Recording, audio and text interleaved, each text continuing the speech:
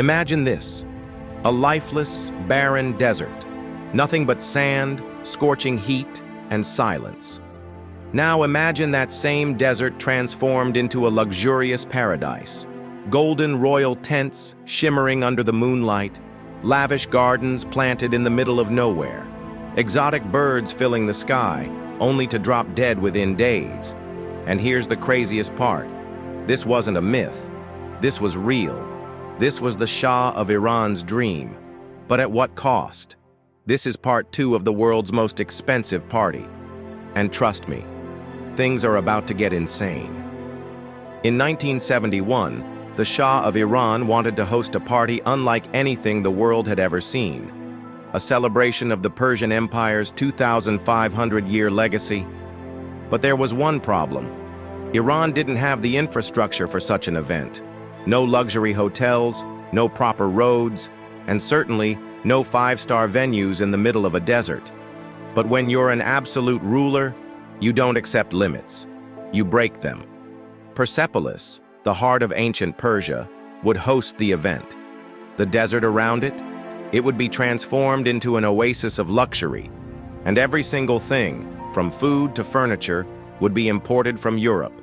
But first, they had to fight the desert itself. Turning sand into a paradise sounds impossible, right?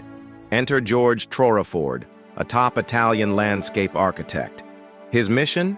Create a lush green oasis in the middle of nowhere. Planes flew in palm trees, flowers, and thousands of plants from Europe. Tons of fertile soil were transported to replace the dry, cracked earth. A hidden irrigation system was installed, water was now flowing, and just when they thought things were going well, the land was infested with snakes, scorpions, and unknown deadly creatures. What did they do? They sprayed 30 kilometers of desert with toxic chemicals. Truckloads of snakes and scorpions were removed. Some species were so rare, they were sent to universities for scientific research. But the biggest mistake? The birds. The Shah had another brilliant idea. Let's bring in 50,000 birds from Europe. It'll make the desert feel alive. Sounds beautiful, right?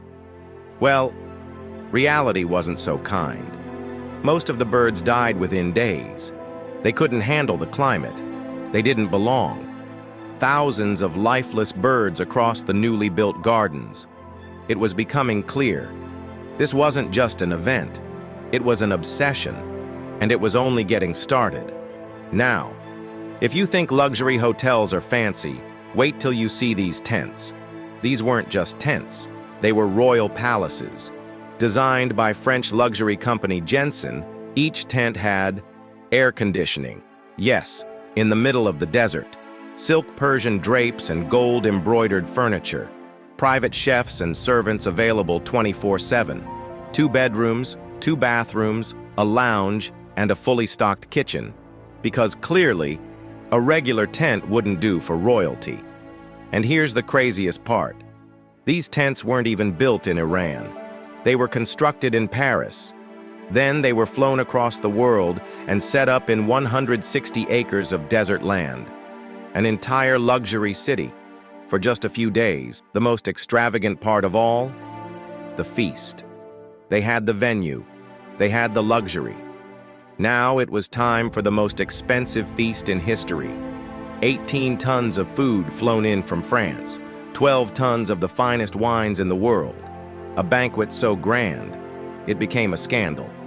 But that's a story for the next episode. Want to see how the world's richest leaders dined in the middle of the desert?